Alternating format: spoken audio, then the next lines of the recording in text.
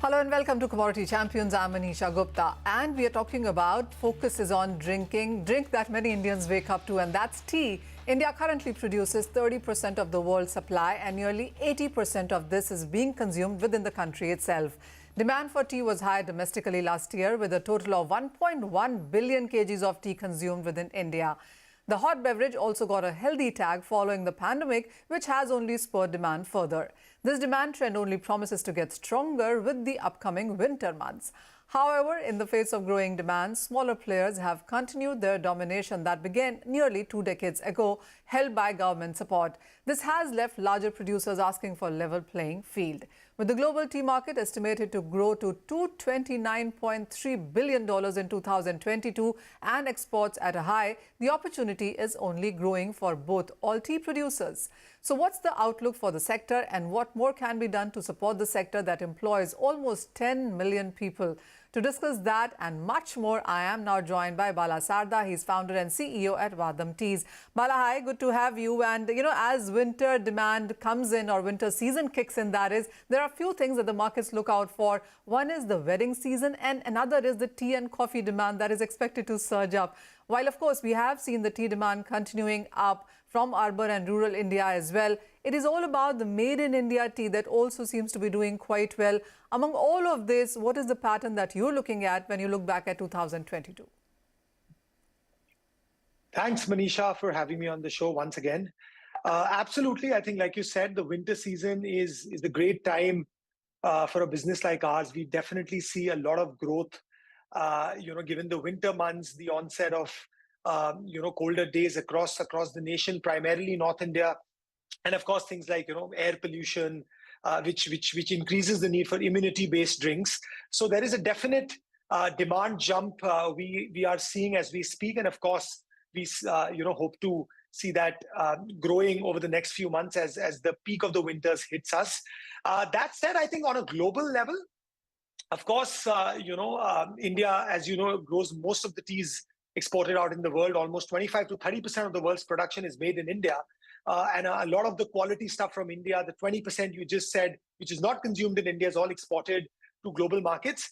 There, of course, due to multiple reasons, while I think the midterm demand looks extremely positive, things are growing, people are moving towards wellness beverages, including tea. I think in the short term, after the peak of the COVID season, secondly, other factors like the war in Ukraine, the inflationary pressures we are seeing, right? US, of course, as you know, the NASDAQ is at its all-time low. I says basis that, I think the overall spend, on products like these, we are seeing some pressure in demand relative to last year. But I think, like I said, that's only a short-term phenomena. And I think in the midterm and the long term, I think, we continue to see a large movement of consumers towards, wellness teas. And of course, I think it's India's decade. So, a lot of made in India brands are poised to take opportunity of that. And of course, we are obviously working hard every day to sort of, move forward.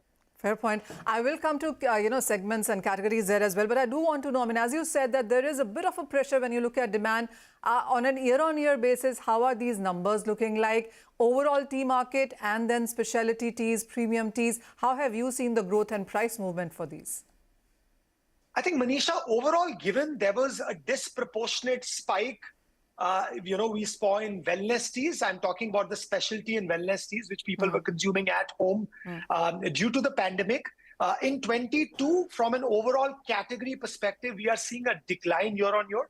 But that said, like I said, it's just averaging out the disproportionate growth which happened for a year or two. But like I said, right, I think starting January, February, we see, the growth to get back on track.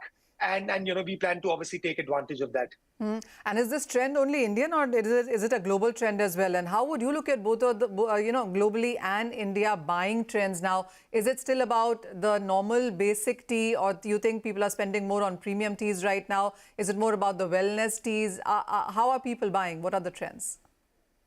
I think, Manisha, the one thing you can't reverse is the consumer's understanding of how some of these teas help you live a much better lifestyle. And I think that's what the pandemic has done for ourselves. So like I said, I think there is a there is a massive shift, while of course macro numbers, can sort of fluctuate given the disproportionate spike 2 years back.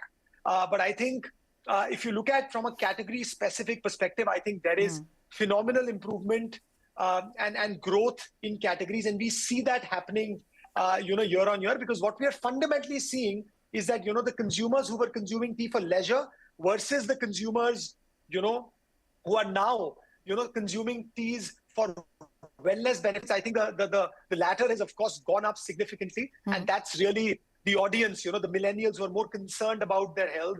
That's exactly what we are trying to cater to as a brand, be it in India, be it in global markets like the US. And there, of course, I think we see a lot of positive movements. And I think brands and companies which will continue to innovate and make products for these consumers and stay true to their vision. I think, they will continue to grow even in the midterm. Bala, I was reading certain reports, and they suggest that the Indian premium tea is expected to grow at a CAGR of 4.2% until 2027. I mean, that's a very strong number, really, and the market clearly seems to be talking in billions of dollars when you look at the global market here.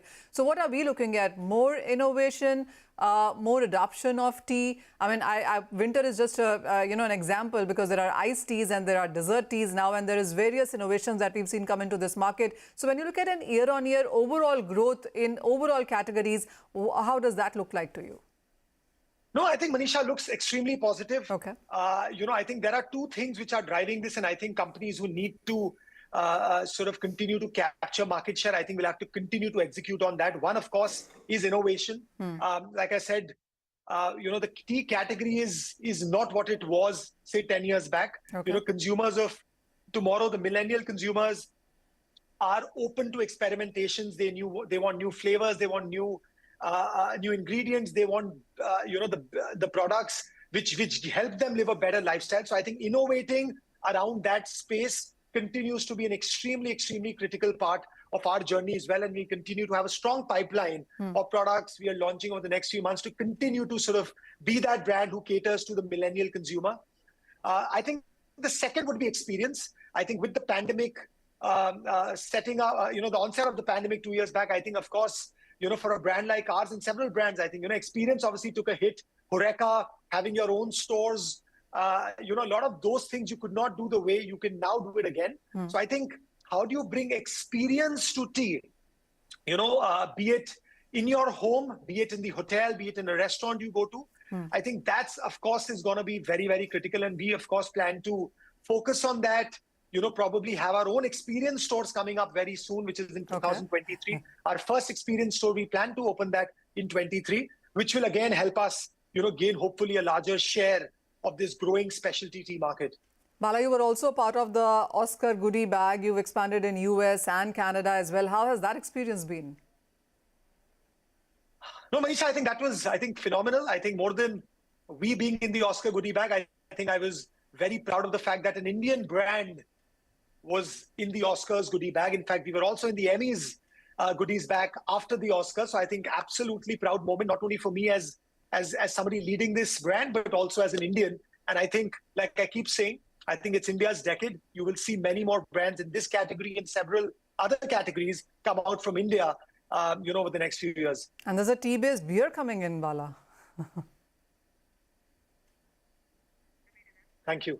Bala, I was saying that there's a tea-based beer as well coming in. I mean, is there any category, any segment that you're looking which can be left alone? Oh, absolutely. Sorry, I didn't hear that, Manisha. So, no, of course we did. We did a very interesting partnership with Bira recently. We had teas, we had beverages you can consume till evening, probably night as well. Now, with the beer, we had something we can consume after 8 p.m. as well. But I think on a serious note, like I said, how do you target the millennial consumer who has a very, very balanced approach to everything they do, which means they do have some other beverages as well. And how do you bring bring an experience, new flavors in their lives, right? And that's why we said, let's partner with Bira and do something very interesting in this space. And we will continue to do such collaborations and partnerships to expand this top funnel of consumers who are looking to consume specialty teas from a brand like ours. So, Bala, what is the specialty tea market share as of now that you see in India and outside as well? And the point two is there price sensitivity into the market yet? Manisha, I think I may not have the exact numbers, but I think we continue to, of course, grow well as a business and, continue to capture a relatively larger share of the specialty tea business in whichever market we are in as a brand. And I think, with some focused initiatives around the wellness space, taking superfood ingredients like turmeric, ashwagandha, moringa, I think, that will further help us, grow in this space over the next 3 to 5 years. All right. Any number that you want to throw at us at what kind of a growth are you anticipating next 3 to 5 years? I think we are targeting a double-digit, of course, a high double-digit growth percentage as a business. I think, like I said, this year was an anomaly given, and the kind of recession and inflationary pressures we are seeing as a business in the US and Europe. But like I said, we are building a brand for the long term, and I think over the next 3-4 years, 5 years rather, I think we see strong double-digit growth coming, just basis, the kind of growth we are seeing in the market as well. So, I want to squeeze in one last question. Do you see a lot of price sensitivity into the market right now, given the fact that there are concerns with recession in? There is. There is. Okay. There is, Manisha. So I think, and I'll talk to you about a market like America, and I think that's very fair as well, right? It's really when, times like these hit, and I think we have seen it historically, the 2008 financial housing crisis. I think it happened then. Then, of course, we saw it in the first couple of months of COVID. Of course, we were in the wellness category, so that recovered fairly quickly. And I think the similar trend we are seeing, right now, given there is there is definite recession which is coming up in some of these markets. Okay. But like I said, I think the consumer is being slightly cautious about their spend. But that said, I think a large percentage of our consumers continue to sort of buy from us, buy larger amounts, given wellness and the theme of wellness.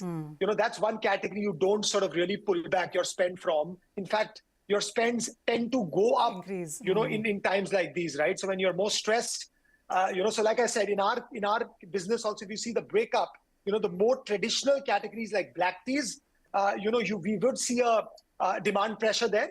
But when you look at categories like herbal teas, green teas, wellness teas, we continue to see strong growth despite the recession in these markets. Oh, well, that point is well taken. Piping hot onto that one. So while a bit of a dent when it comes to global markets because of price sensitivity there, but clearly innovations and wellness, lifestyle benefits is something that will keep the tea market on the higher side. Bala, thank you so much for joining us with that.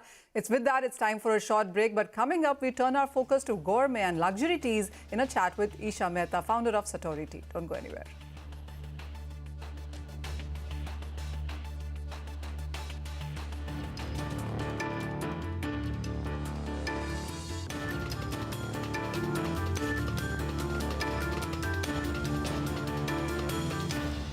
This festival, bring in Nissan Magnite.